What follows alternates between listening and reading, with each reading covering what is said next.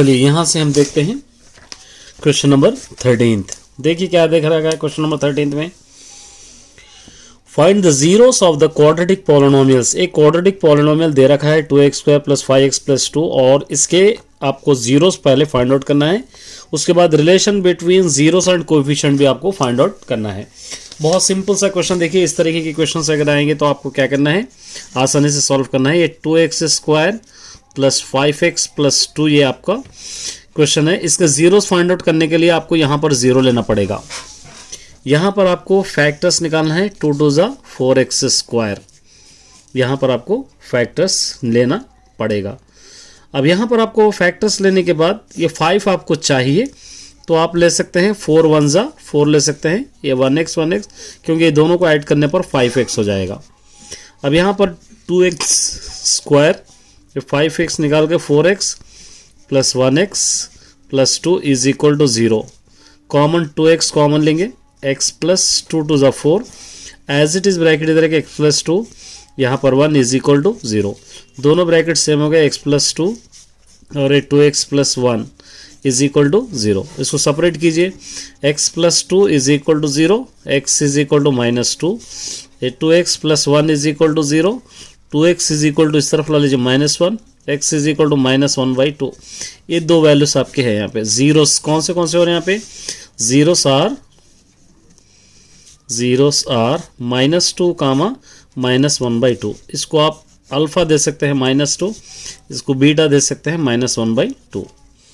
अब यहाँ पे क्वेश्चन में देखिए a b c, यहाँ पे लिखेंगे a = 2, b = 5, c = 2, ये आप ले सकते हैं। तो अब यहाँ पर आपको लिखना है, क्या लिखना है, relation between zeros and coefficients. Sum of the zeros पहले ले लेंगे। सम ऑफ द जीरोस आपको पता है अल्फा + बीटा = -b/a होगा, ये दोनों बराबर आना है। अल्फा + बीटा, यहाँ पर अल्फा -2, बीटा -1/2, -b यहाँ से -5, a क्या है यहाँ पे 2, यहाँ पर 1 डालेंगे एलसीएम 2 हो जाएगा, 2 × 2 = 4, 1 × 1 = 1 = -5/2। ये दोनों को ऐड करेंगे -5/2, ये दोनों को एज इट इज़ रखेंगे -5/2, ये बराबर हो गया। उसके बाद एक और प्रोडक्ट ऑफ द जीरोस, इसका फुल फॉर्म आपको लिख लेना है, अल्फा × बीटा = c/a। अल्फा यहाँ से -2 × बीटा -1/2, c यहाँ से 2/a यहाँ पे 2, ये 2 और 2 कैंसिल, 2 × 1 = 2, 1 -2 +1 = 1, ये 2 और 2 कैंसिल, ये 1, ये दोनों बराबर हो। इस तरह सिंपल वे में आप सॉल्व कर सकते हो। चलिए एक और क्वेश्चन है, देखिए द सम मतलब प्लस, दोनों को फ्रेंड्स की एजेस को press to the sum of the ages of 2 friends is 20 years. 2 friends के एजेस को हम अगर सम करेंगे 20 ईयर्स, 5 ईयर एगो, अगर 5 साल पहले पहुंचेंगे, the product of their age, दोनों के प्रोडक्ट ऑफ एजेस कितनी होगी 40। इज द सिचुएशन पॉसिबल, क्या इस सिचुएशन में पॉसिबल होगा, if the determine their present age, अगर ऐसा होगा तो एलों की प्रेजेंटेज कितनी है आपको फाइंड आउट करना है। ठीक है, बहुत सिंपल सा क्वेश्चन, देखिए समझने की कोशिश कीजिए। क्वेश्चन नंबर 2, तो यहाँ पर आपको लेना है 2 पर्सन्स है यहाँ पे, तो सबसे पहले सम ऑफ द एजेस दे रखा है, sum of the ages 20 years दे रखा है, ये 20 ईयर्स क्वेश्चन के अंदर है। 2 पर्सन्स है तो फर्स्ट पर्सन की एज आप लेंगे, पर्सन एज = x ले लेंगे, और एगो कह रहा है तो यहाँ पर सेकंड पर्सन की एज क्या होगी, सेकंड पर्सन की एज होगी, ये x है, ये 20 है, तो 20 - x होगी 20, क्योंकि दोनों की एज है ये। अगर एक की x ईयर अगर इसके अंदर माइनस करेंगे तो दूसरे की एज आ जाएगी, दोनों की एज यहाँ पर है। इसको अच्छा से पहले इक्वेशन को आपको समझना पड़ेगा। फर्स्ट पर्सन, ये दोनों की एज है, एक की अगर x ईयर है तो ये दोनों की एज में से x ईयर निकालेंगे तो उसी की एज, सेकंड वाले की एज कितनी है आपको पता चल जाएगी। 5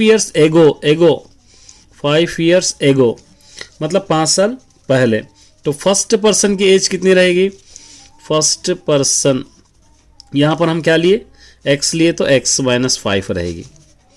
सेकंड पर्सन की एज यहाँ पे ले लिए हम लोग, सेकंड पर्सन की एज क्या रहेगी यहाँ पे हम ले लिए 20 माइनस एक्स ए माइनस 5।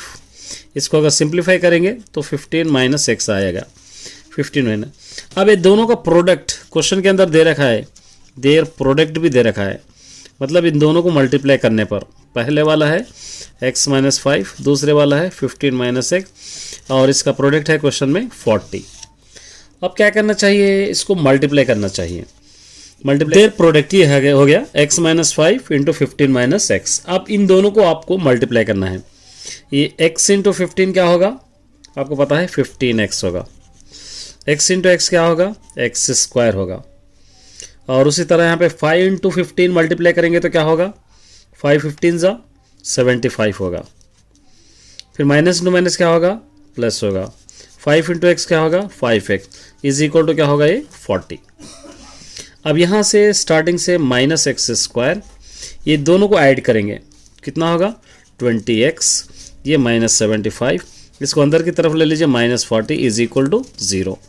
ये minus x square plus 20x, ये दोनों को अगर हम ऐड करेंगे तो 115 होगा इज इक्वल टू 0। स्टार्टिंग में माइनस नहीं रहना, माइनस से इसको मल्टीप्लाई करना है, minus x square minus two plus minus 20x minus two minus plus 115 is equal to 0। अब यहाँ पर आपको क्या करना है, फैक्टर्स लेना है, या नहीं तो डिस्क्रिमिनेंट का फॉर्मूला आप ले सकते हैं। डिस्क्रिमिनेंट इज इक्वल टू, पता है आपको, बी स्क्वायर माइनस 4ac।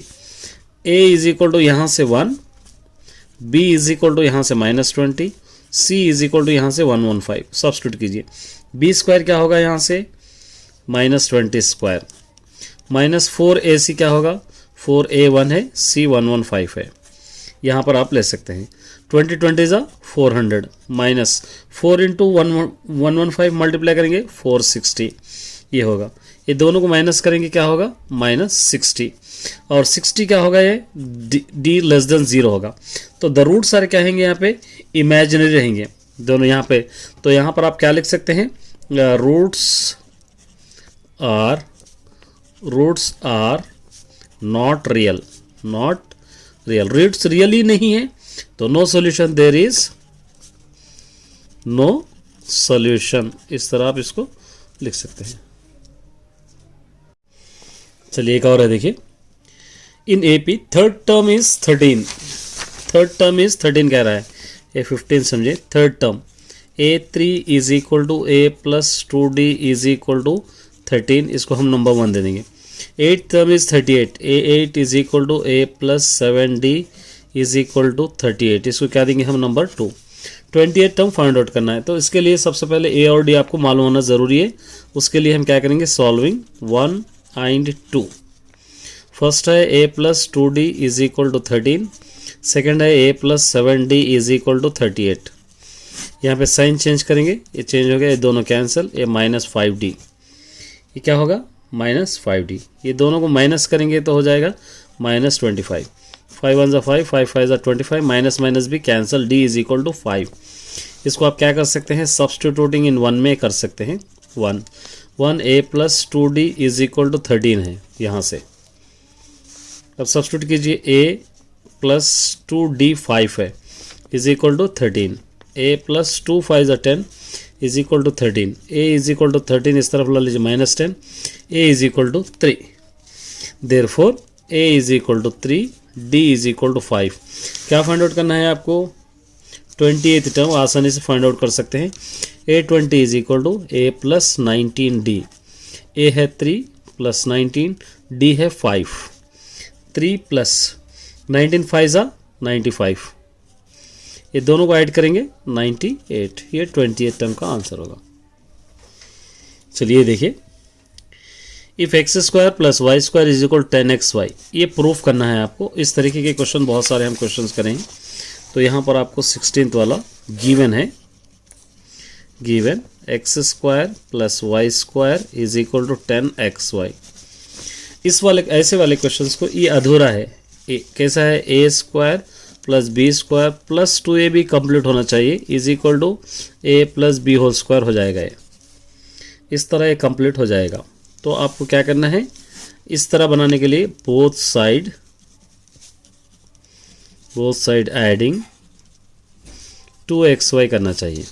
ये 2xy, तो x square plus y square plus 2xy is equal to 10xy plus 2xy।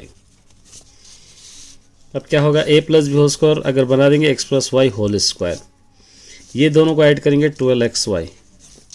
अब यहाँ पर बोथ साइड अप्लाइंग लॉग, अब लॉग अप्लाई करेंगे तो क्या होगा, ये log x plus y whole square is equal to log 12xy होगा। ये 2 log x प्लस वाई लिखकर इसको स्टॉप कर सकते हैं। आगे वाले स्टेप आपको करना है, इसको चेंज करेंगे log 12 into x into y, इस तरह आप लिख सकते हैं। ये 2 log x plus Y is equal to 12 का एलसीएम निकालेंगे, 2 6 12, 2 3 3 1 तो क्या हो जाएगा, log 2 स्क्वायर इंटू 3 हो जाएगा। ये plus log x plus log y, इस तरह आप लिख सकते हैं। ये 2 log x plus Y is equal to, इसको सेपरेट कीजिए, log 2 square plus log 3 plus log x plus log y। फिर as it is 2 log x plus Y is equal to 2 log 2 plus log 3 plus log x plus log y, यही आपका answer रहेगा। चलिए 17 देखिए, a ladder of 25 meters long reaches से window building 20 meters. एक ladder है, ये 20 मीटर्स लॉन्ग है, ये 20 मीटर्स लॉन्ग है।